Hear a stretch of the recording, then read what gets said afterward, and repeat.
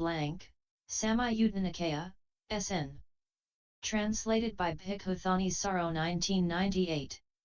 SN.1.1 Ogha-tarana Sutta, Crossing over the Flood. I have heard that on one occasion the Blessed One was staying near Savatthi in Jeta's grove, Anathapindika's monastery. Then a certain devata, in the far extreme of the night, her extreme radiance lighting up the entirety of Jeta's grove, went to the Blessed One. On arrival, having bowed down to him, she stood to one side. As she was standing there, she said to him, "Tell me, dear sir, how you crossed over the flood." "I crossed over the flood without pushing forward, without staying in place." 1. But how, dear sir, did you cross over the flood without pushing forward, without staying in place? "When I pushed forward, I was whirled about. When I stayed in place, I sank. And so I crossed over the flood without pushing forward, without staying in place." The Devata. At long last I see a Brahmin, totally unbound, who without pushing forward, without staying in place, has crossed over the entanglements of the world. That is what the Devata said. The teacher approved. Realizing that the teacher has approved of me, she bowed down to him, circumambulated him, keeping him to her right, and then vanished right there. SN.1.1.2 Thanissaro Sutta, Thanissaro the Cattleman. Thanissaro the Cattleman 1. The rice is cooked. My milking done. I live with my people along the banks of the Mehi. My hut is roofed, my fire lit. So if you want, rain God, go ahead and rain. The Buddha. Free from anger. My stubbornness gone too. I live for one night along the banks of the Mehi. My hut's roof is open, my fire out 3. So if you want, rain God, go ahead and rain. Thanissaro. No mosquitoes or gadflies are to be found. The cows range in the marshy meadow, where the grasses flourish. They could stand the rain if it came. So if you want, rain God, go ahead and rain. The Buddha. A raft, well made, has been lashed together for having crossed over, gone to the far shore. I've subdued the flood. No need for a raft is to be found 5. So if you want, rain God, go ahead and rain. Thanissaro. My wife is compliant, not careless, is charming, has lived with me long. I hear no evil about her at all. So if you want, rain God, go ahead and rain. The Buddha. My mind is compliant, released, has long been nurtured, well tamed. No evil is to be found in me. So if you want, rain God, go ahead and rain. Thanissaro. I support myself on my earnings. My sons live in harmony, free from disease. I hear no evil about them at all. So if you want, rain God, go ahead and rain. The Buddha. I'm in no one's employ 6. I wander the whole world on the reward of my awakening. No need for earnings is to be found. So if you want, rain God, go ahead and rain. Thanissaro. There are cows, young bulls, cows in calf, and breeding cows, and a great bull, the leader of the herd. So if you want, rain God, go ahead and rain. The Buddha. There are no cows, no young bulls, no cows in calf or breeding cows, no great bull, the leader of the herd 7. So if you want, rain God, go ahead and rain. Thanissaro. The stakes are dug in, immovable. The new munja grass halters, well woven. Not even young bulls could break. So if you want, rain God, go ahead and rain. The Buddha. Having broken my bonds, like a great bull, like a great elephant, tearing a rotting vine. I never again will lie in the womb. So if you want, rain god, go ahead and rain. The great cloud rained down straight away, filling the lowlands and high.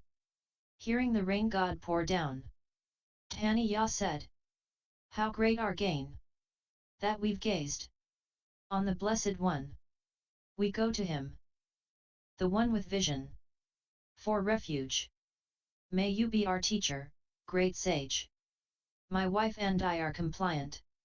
Let's follow the holy life, under the one well gone to the far shore of aging and death. Let's put an end to suffering and stress. Mara 8. Those with children delight because of their children. Those with cattle delight because of their cows. A person's delight comes from acquisitions, since a person with no acquisitions doesn't delight. The Buddha. Those with children grieve because of their children. Those with cattle grieve because of their cows. A person's grief comes from acquisitions, since a person with no acquisitions doesn't grieve. Notes 1. Thanissaro, literally, one whose wealth is in cattle. According to the commentary, his herd consisted of 30,000 head of cattle. 2. The first line in the Buddha's verse plays on words in the first line of Thanissaro. Free from anger, Ogha-tarana, plays on rice is cooked.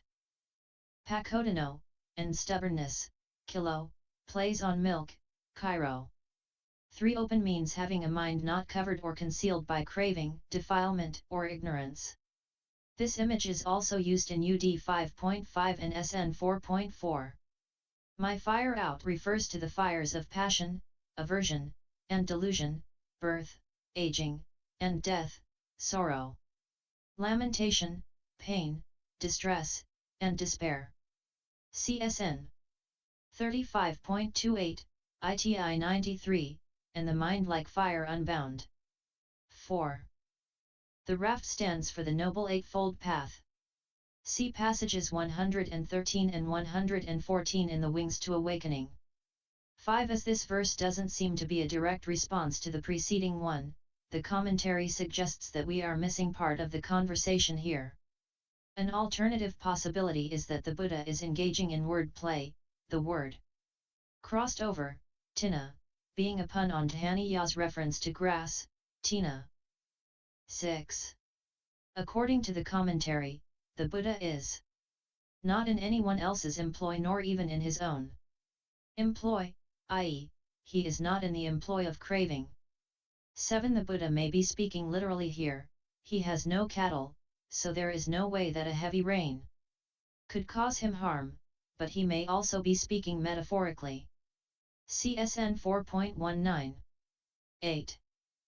According to the commentary, Mara suddenly comes on the scene to try, unsuccessfully, to prevent Thanissaro and his wife from going forth. His verses here, together with the Buddha's response, are also found at SN 4.8. SN.1.1.3 to Paniya.M Sutta, Doomed.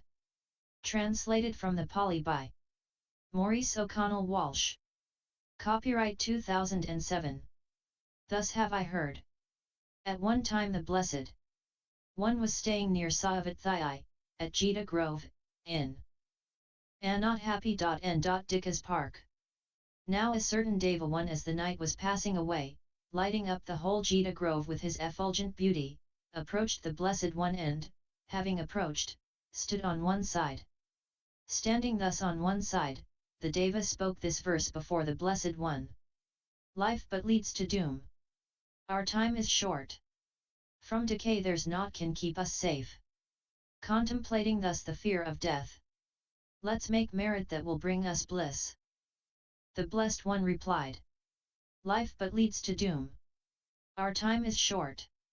From decay there's naught can keep us safe. Contemplating thus this fear of death.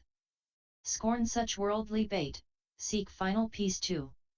Notes 1. These words are repeated from the beginning of the whole work, SN.1.1, translated in Vol. I and Volume 2 with slight differences. I render Bhagavat literally as the Blessed One, Vol. I, the Lord, Volume 2 with KS the Exalted One.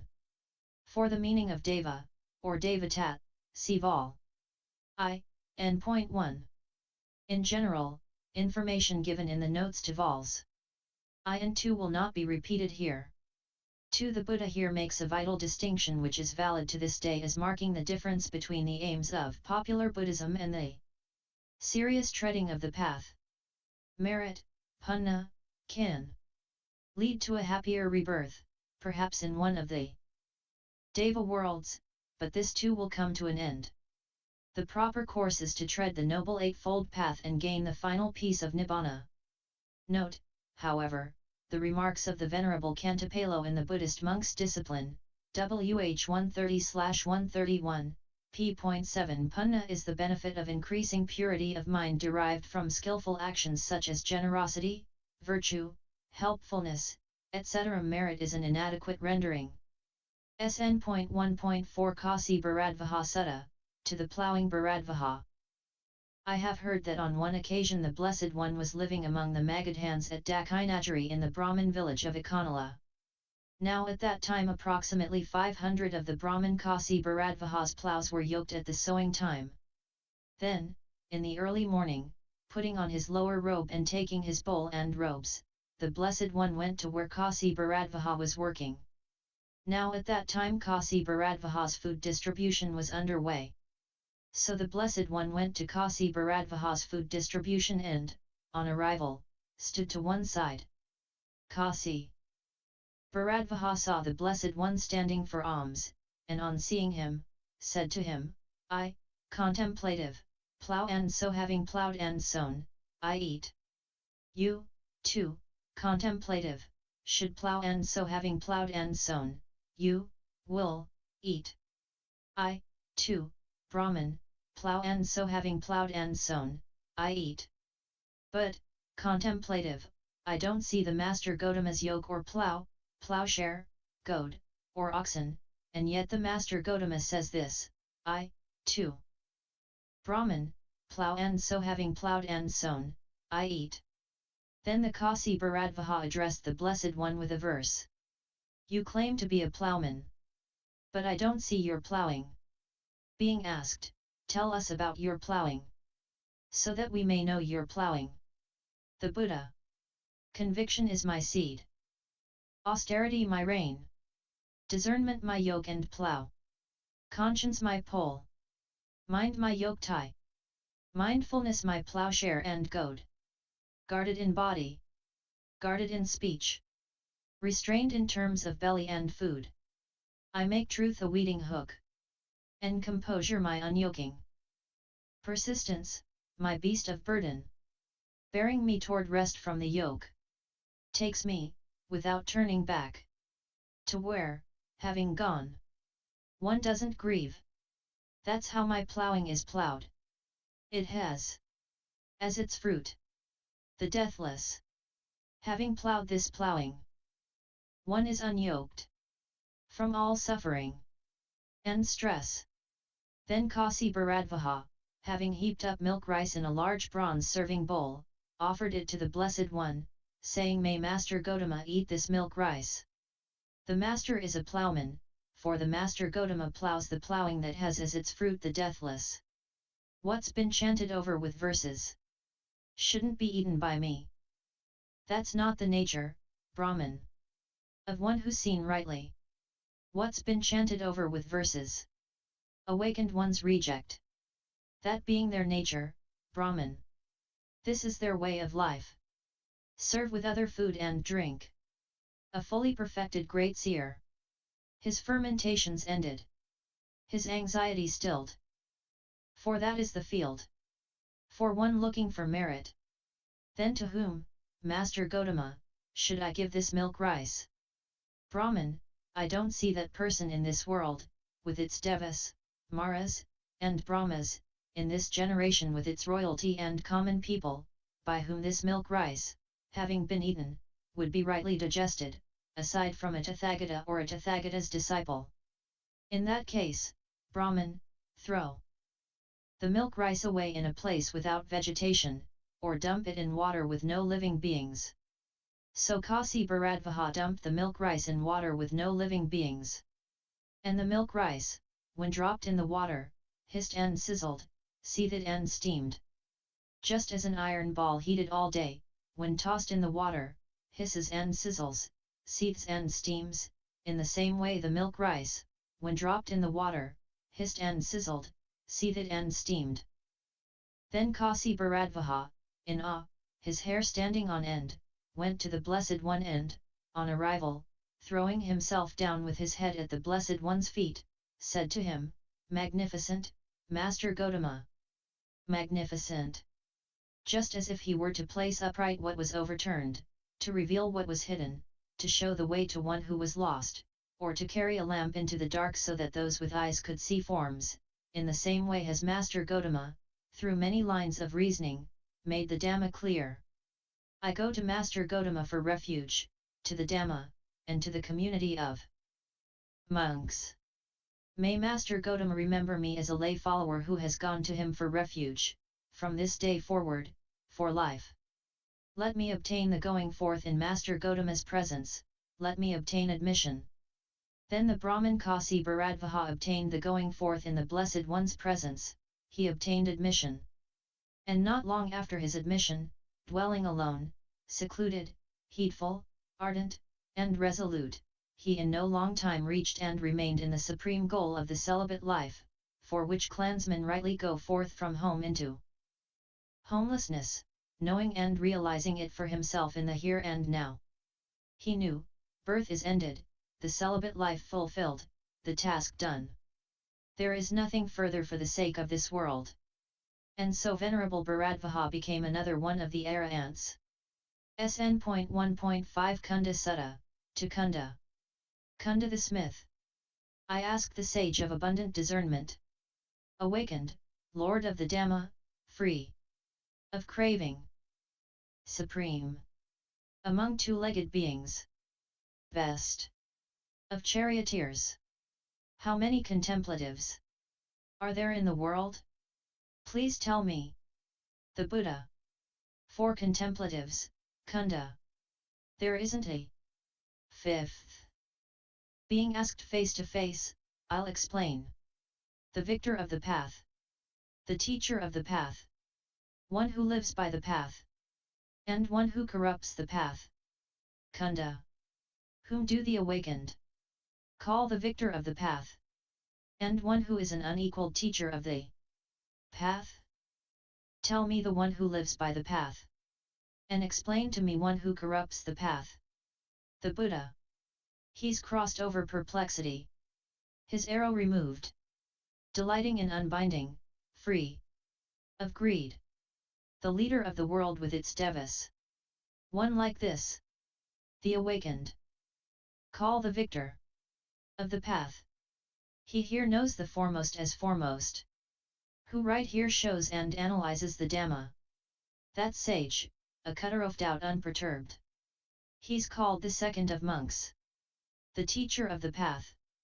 Mindful, restrained. He lives by the well-taught Dhamma principles. Path. Associating with principles without blame. He's called the third of monks. One who lives by the path. Creating a counterfeit of those with good practices. Self-asserting, a corrupter of families. 1. Intrusive, deceitful, unrestrained, chaff, going around in disguise, he's one who corrupts the path. Any householder, having ferreted these out. A discerning disciple of those who are noble. Knowing they aren't all the same. Seeing this, his convictions not harmed. For how could the corrupt with the uncorrupt, the impure with the pure, be put on a par? Note 1. A corrupter of families is a monk who ingratiates himself into a family's affections by performing services for them that are inappropriate for a monk to do, thus diverting their faith away from those who live by the Dhamma and Vinaya. For more on this term, see the Buddhist Monastic Code, Volume 1, Sanghadisa 13. Thus have I heard. Once the Exalted One was dwelling at Anathapindika's monastery, in the Jeta grove, near Savatthi. Now when the night was far spent, a certain deity whose surpassing splendor illuminated the entire Jeta grove, came to the presence of the Exalted One and, drawing near, respectfully saluted him and stood at one side. Standing thus, he addressed the Exalted One in verse. The deity. Having come here with our questions to the Exalted One, we ask thee, O Gautama, about man's decline. Pray, tell us the cause of downfall. The Buddha. Easily known is the progressive one, easily known he who declines. He who loves Dhamma progresses, he who is averse to it, declines. The deity. Thus much do we see, this is the first cause of one's downfall. Pray, tell us the second cause. 1. The Buddha. The wicked are dear to him, with the virtuous he finds no delight, he prefers the creed of the wicked, this is a cause of one's downfall. Being fond of sleep, fond of company, indolent, lazy and irritable, this is a cause of one's downfall. Though being well-to-do, not to support father and mother who are old and past their youth, this is a cause of one's downfall. To deceive by falsehood a Brahmin or ascetic or any other mendicant, this is a cause of one's downfall. To have much wealth and ample gold and food, but to enjoy one's luxuries alone, this is a cause of one's downfall. To be proud of birth, of wealth, or clan, and to despise one's own kinsmen, this is a cause of one's downfall. To be a rake, a drunkard, a gambler, and to squander all one earns, this is a cause of one's downfall. Not to be contented with one's own wife, and to be seen with harlots and the wives of others, this is a cause of one's downfall. Being past one's youth, to take a young wife and to be unable to sleep for jealousy of her, this is a cause of one's downfall. To place in authority a woman given to drink and squandering, or a man of a like behavior, this is a cause of one's downfall. To be of noble birth, with vast ambition and of slender means, and to crave for rulership, this is a cause of one's downfall. Knowing well these causes of downfall in the world, the noble sage endowed with insight shares a happy realm. Note 1. These lines are repeated after each stanza, with the due enumeration. SN.1.1.6. Parabhava Sutta, Downfall, translated from the Pali by Narada Thera. Copyright 1997.